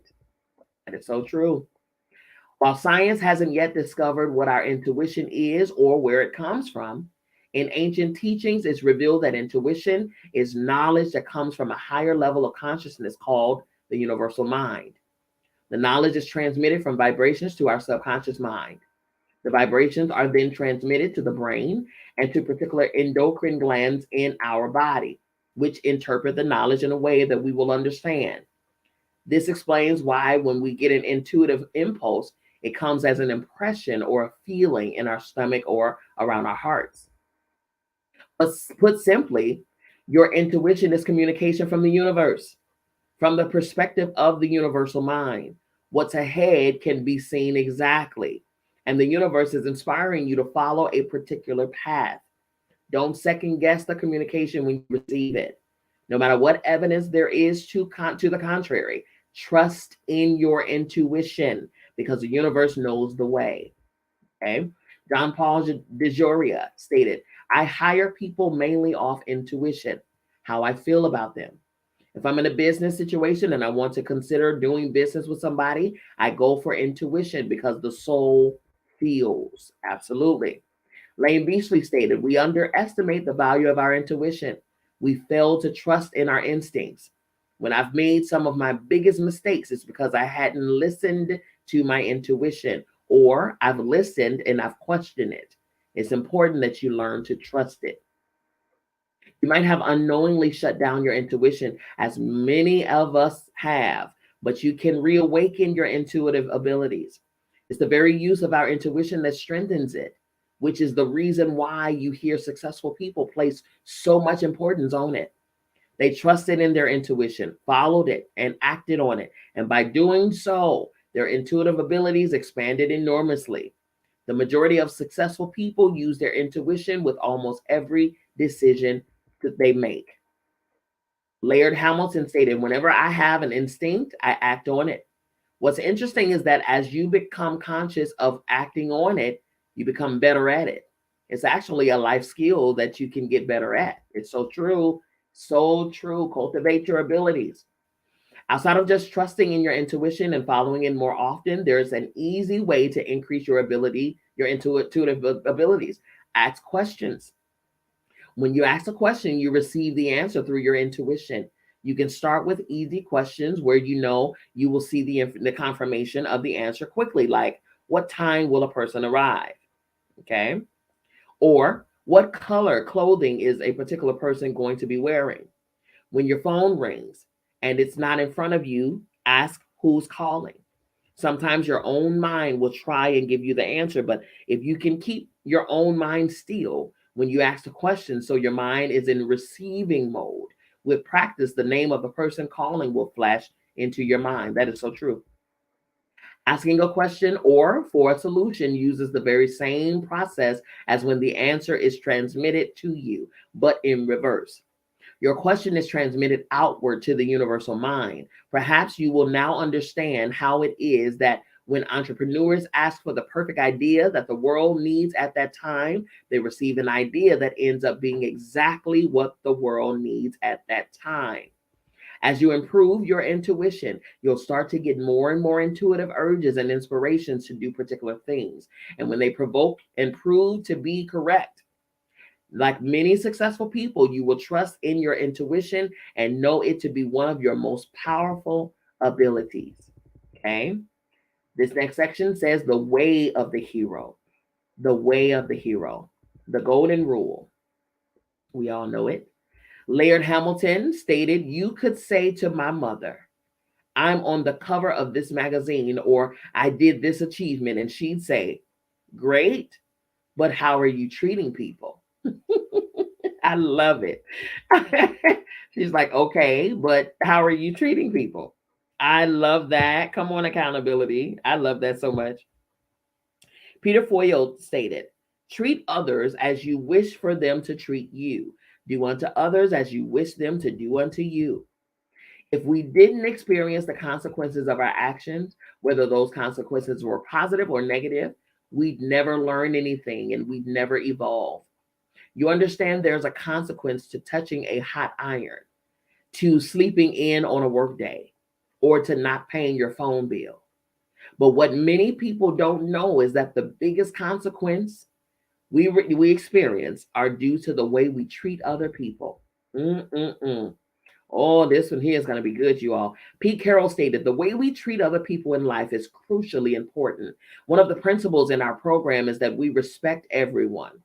A really good practice is to take into account how you treat everyone around you. That will lead you best where you want to go."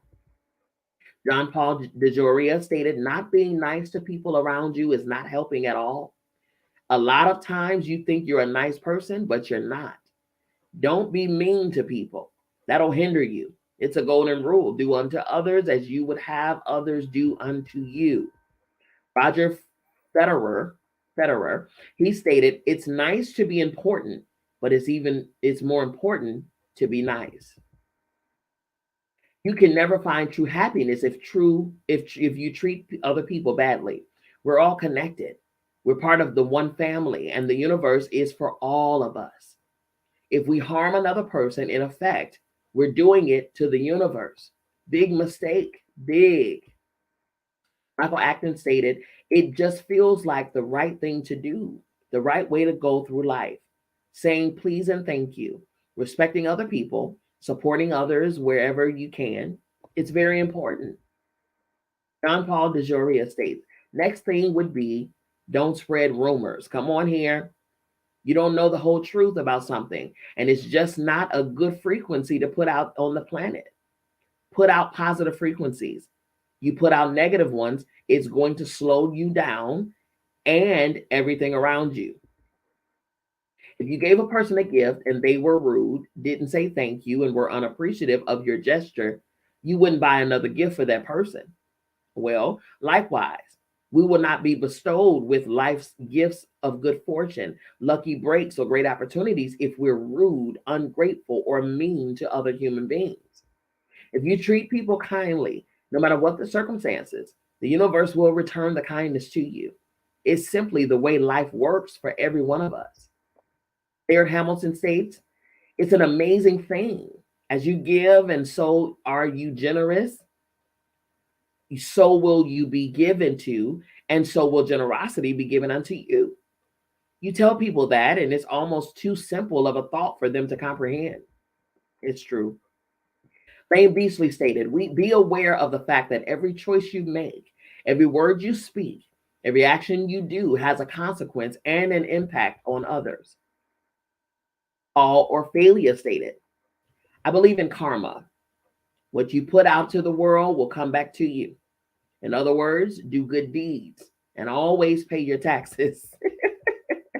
I love it. Always pay your, it's coming tax time now. You all always pay your taxes. I've already started mine.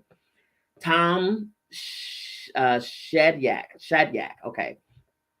He stated, "Newton's third law of motion, or karma, however each of us choose to name it, is something I've been aware of for years. I call it cause and effect. The energy that you put into the world comes back. In other words, the fruit is in the seed. You can't sow an apple seed and expect to get an avocado tree. The consequences of your life are sown in what you do and how you behave." Oh, true. Peter Burwash stated, There are a lot of people who say, I don't believe in karma. Well, it's not whether you believe it or not, it's going to happen. Exactly.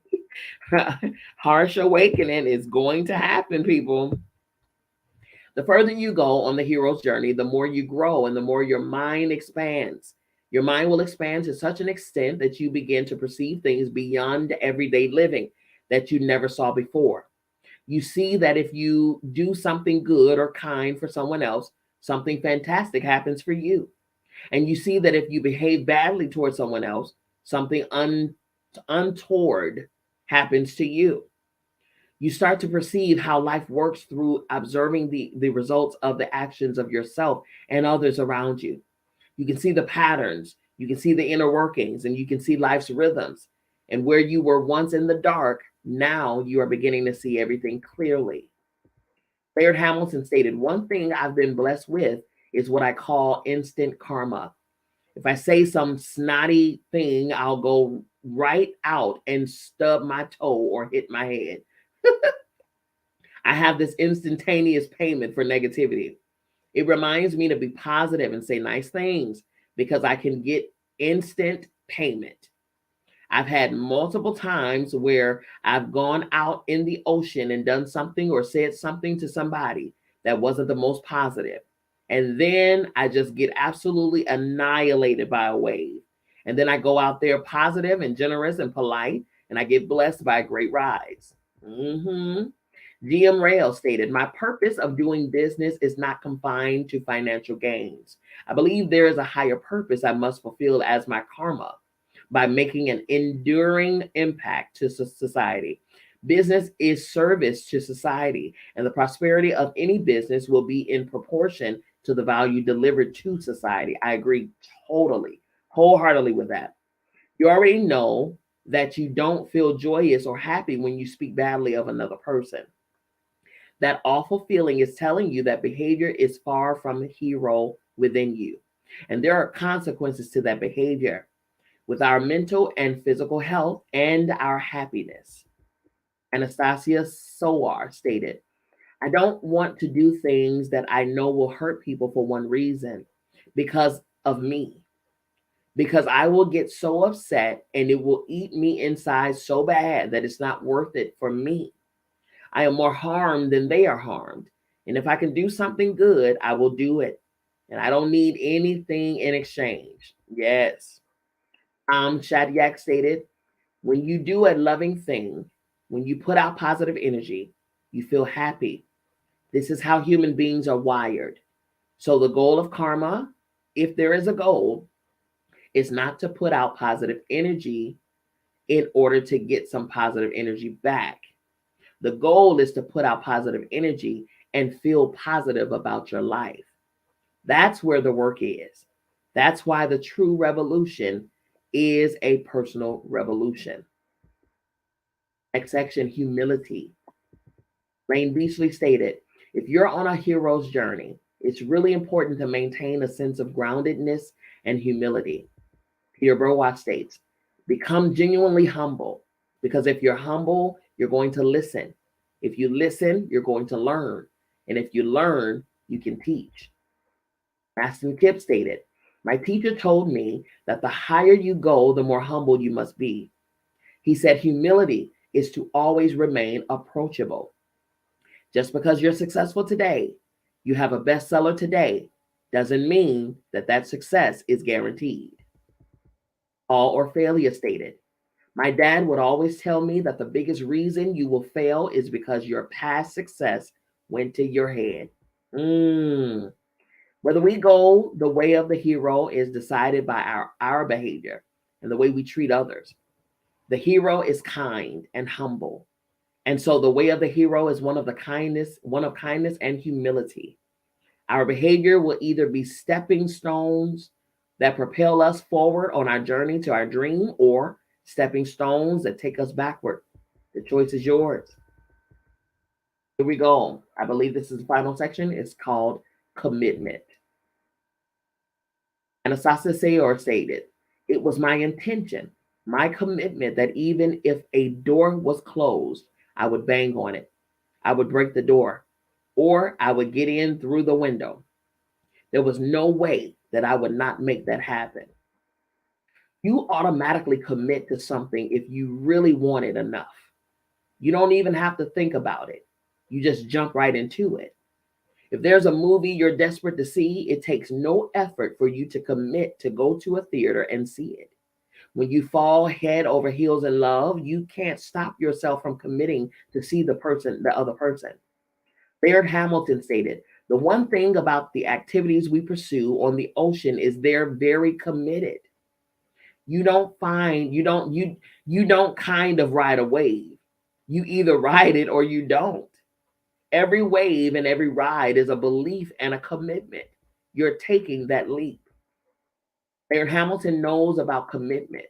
If you need inspiration to strengthen your commitment, then watch a video of Laird Hamilton committing to ride one of the world's deadliest waves at Tihupo on the southwest coast of Tahiti. Renowned as the heaviest wave in the world, Tihupo produces consistent barreling waves as high as 21 feet at 6.4 meters and as thick as a building, breaking over an extremely shallow and razor sharp reef. The only way to surf Tihupo when it is that big is to be towed out on the back of a jet ski and released at speed. It was not until Laird had to let go of the tow rope that he saw the magnitude of the double walled, monstrous wave rising up behind him. He had to make a split second decision whether to commit to ride the wave or not. Had Laird not made the commitment to ride the wave, it's unlikely he would have survived the mountain of water and the treacherous reef below. Instead, Laird Hamilton broke the boundaries of what is possible and made surfing history. Liz Murray stated, "There's something about deciding that whatever you have at the moment is enough to do whatever it is you need to do. If you always think you're missing one more thing, if you think, I have to have this in order to do, or in order to, you're waiting for the right time. There is no right time. The right time is never in the future. It is now. And your full commitment is the cue that opens the doors to your dream. It will never happen the other way around. Until you make a commitment, you will only see walls." Michael Acton Smith stated, "You have to really commit. You can't do it half-hearted. When you really commit, every sinew in your body, your subconscious mind and your conscious mind, whether you're awake or dreaming, it's working toward whatever you are trying to achieve, and that makes all the difference." Laird Hamilton stated, "When you commit, situations arrive for you. I'd like to go. I'm so smart. I thought of this, but no one's that smart. Those things were provided because you committed to the belief that it was possible." Okay. Lane Beachley stated, "All of a sudden, you're presented with guides and the universe provides. It's just like the great saying, when the student is ready, the teacher will appear." Aston Kipp stated, "If you make a full commitment to your dream, doors will open. I actually think that doors have always been there, but when you fully commit, you can see them." That's right. That's right. GM Rail stated, "Doors opened when my commitment became a surety." I can quote the instance when we bid for the Delhi airport. "We set out to build the world's best airport. This was our dream. The project attracted the world's best and the biggest airport developers, and the bidding process was highly complex and exhaustive. We prepared ourselves with some of the most competitive partners, very knowledgeable experts, and a very motivated bidding team. We visited modern airports across the world and learned from them. We overcame every obstacle in the way and emerged as the only technically qualified bidder. But our journey did not end there. The bidding process had to overcome legal challenges, which went up to the highest court of the country. The resulting delays made the stiff timelines even worse. It was to be the fifth largest airport in the world and an extremely complicated environment with 58 departments to coordinate with. Once we started the project, things fell into place. Nearly $2.5 billion were raised in financing, and more than 40,000 workmen and engineers from over 27 countries came together to finish the project in a world record time of 37 months. The universe blessed our commitment and dream to build the best airport in the world and smooth the path to achieve our goal. Today, we are the fourth best among 199 airports. Wow. When we see someone follow their dream, we can get the mistaken idea that they must have had privileges to be able to do it. In fact, it happens the other way around. It's when you decide to take the leap into the hero's journey that the privileges come. When you commit to your dream, it's as though any person who can help you with your dream is summoned by the universe to be right there for you with everything you need at the exact time you need it. That's so good. And that is so true. Next section, commitment and the universe. My daughter's boyfriend had a secure, safe job. And he knew if he worked really hard in his job over 15 years, he would gradually climb the corporate ladder within the organization. But this job was far from his bliss. He did work really hard, but only so that he could do what he loves to do more than anything else in the world, which is surfing. So this young adult made a big decision. He decided he was going to follow his bliss. Over several months, he laid down plans to leave the corporate job and begin his dream of shaping surfboards.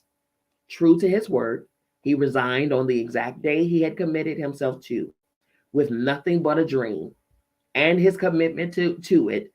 Here's what the universe lined up for him. A successful local shaper let him come and watch him shape surfboards.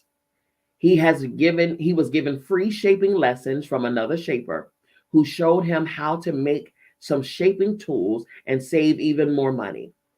A graphic designer helped him with his logo for his new business free of charge. A surf supply store gave him wholesale prices on items he needed. He was given equipment, lights, and shelving from his dad to set up his shaping studio. And he was offered free rent on a space to set up his studio, which has the most breathtaking views of the ocean and California coast that anyone could dream of having.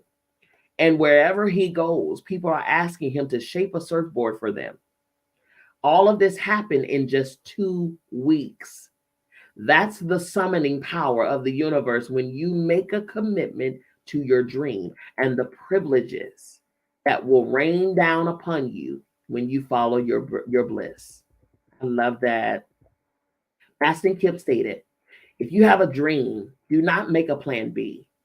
Will Smith said that if you have a plan B, you're going to end up at plan B. You need to be all in on plan A. All your love, all your faith, all your energy, all your determination. Laird Hamilton said it. You have a backup plan. You know that no matter what, if only my pinky works, I can still pull something off. But it's not one you're going to use. And if you start to focus on it, then it will become your plan. That is true.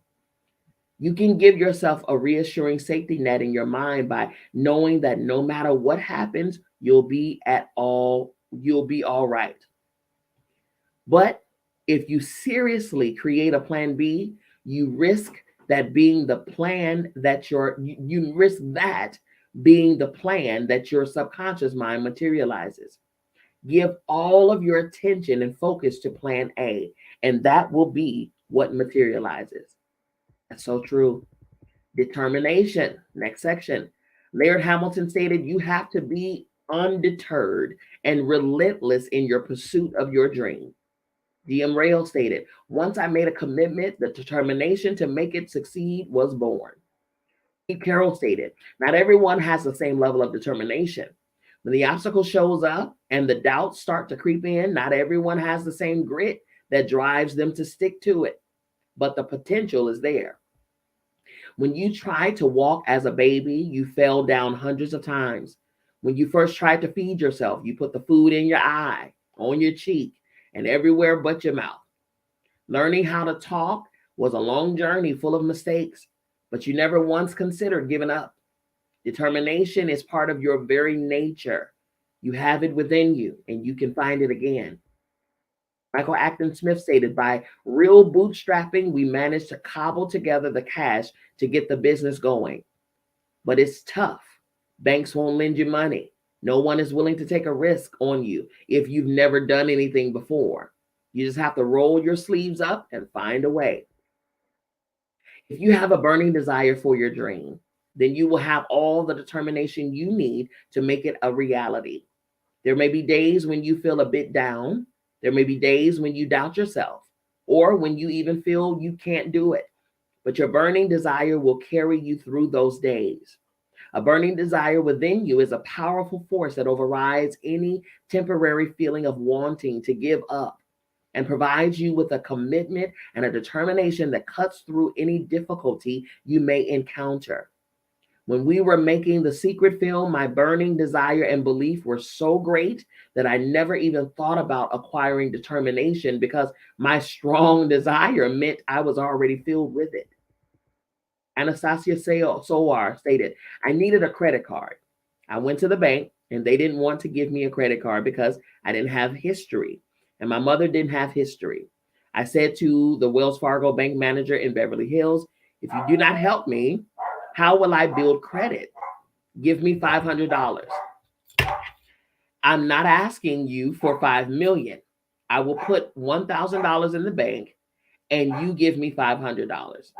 He didn't want to. I said, listen, I'm going to set myself on fire in front of the bank. So he gave me the $500 credit card, and I'm still a customer of Wells Fargo. She went the crazy route. That's hilarious. Determination also arises out of your belief in yourself. When you believe in yourself, you naturally have determination. Coaches and personal trainers have a positive impact on us because they continually tell us that we can be better, that we can do it. And they urge us on at every state. Their belief in us makes us believe we can achieve our dream. And when we believe, we have the determination to achieve anything. You can be your own coach. You can urge yourself on with positive self-talk. Tell yourself you can do it, that you've triumphed in far tougher times, that you've got what it takes, that you made a commitment and the success of your dream is in your hands, and that you will be victorious. Your subconscious mind will hear every word you say, and then you will do it. Ashton Kipp stated, dreams are like a seed. It takes time to plant it. It doesn't happen overnight. We've forgotten that we have to earn it. We're in this instant gratification. Give it to me now. And by the way, I don't have to do anything for it. Just give it to me. And the dreams are earned. They are earned. If it hasn't happened yet, keep trying. Okay. Next section, never, never, never give up. Laird Hamilton stated, it's too easy just to give up. Giving up is a cop-out. To go, I'm old, I'm this, I'm that. That's just a disclaimer to not really put out the effort. Pete Carroll stated, if you feel like you're done, then you are. Basically, that's hopeless. We don't want to ever get to the point where we're totally hopeless. There's always hope. To me, something good is always going to come your way. Liz Murray stated, even if you get a rush of determination, you can still encounter a day where you want to give up. I got rejected quite a bit, to the point of almost depression. On one particular day, I'd been rejected for the millionth time. And I'm crossing off these schools and I'm getting to the bottom of the list and I'm running out of any schools that would take me. I came to one moment where I had to make a choice. In my pocket, I had enough money to either take the subway and go to the next school interview, or I could give up right now and I could go get a slice of pizza. Pizza or interview, which one? I just felt I'm homeless and hungry. They're going to reject me. All of a sudden, the part of me that dreams thought, what if that's the school that lets me in? I had to ditch the idea of the pizza and get on the subway and go to the school. And that was the school that let me in, that very next school. You never know when you're about an inch away. You have to do it one more time. Even if the one more time didn't work, then do it one more time. I think the story of Colonel Sanders is similar to this here as it pertains to in terms of determination and not giving up. They say that he was rejected 149 or 150 times, his special recipe. And the man was about 60 years old. He had retired from his previous career. Okay. He was about 60 years old trying to start a chicken business. And sure enough, he was rejected over 100 times. And that one more time that he pursued it, someone said yes. And today we have internationally known KFC. Okay. That is something to think about. All right. Here we go. You live in a world of duality. And so there are going to be both ups and downs. You will have experienced those days when, for whatever reason, you feel really down, and every simple thing feels like an effort, as though you're wading through mud with every step. On those days, you probably didn't feel like you had very much or any determination. You will also have experienced those days when you feel incredibly happy and energized, when you feel on top of the world, like you can achieve anything. Well, that joyful, blissful feeling is one of the highest and most powerful human emotions you have, because with it, you not only feel invincible, you are invincible. When you're full of joy, you're also full of determination, because from the perspective of joy, everything seems easy. Seek your joy, follow your bliss, and you will find all the determination you need to achieve your dream. All right. That concludes part two, you all. Oh, that was awesome. Ooh, that was so good. I don't even want to say any other commentary outside of that. I just want to leave it right where it is. Okay. I'm going to invite you all to come back on this Sunday, 5 p.m. Eastern Standard Time, right here at Divine Femininity United. I am Dr. Bianca Miss B. Lee, and I am here journeying with you through the final book of the book series, the Secret book series written by Rhonda Byrne. We are reading through Hero right now, you all, okay? Amazing, amazing book. This book, when we finish, we'll have concluded our 20th book of the year. Great job. What a way to seal the year, okay? With completing an accomplishment, a goal, all right? So be back here on Sunday. Set your alarms. Go ahead and put it in there. Put it in your alarm and set it for 5 p.m. Eastern Standard Time. That is 4 p.m. Central. Yes, 5 p.m. Eastern, 4 p.m. Central, and 2 p.m. Pacific. Okay. Alrighty, you all. I will see you all on this coming Sunday. All right. I love you. I mean it. There's absolutely positively nothing you can do about it. Don't you even try it. We'll see you back here on Sunday. Peace.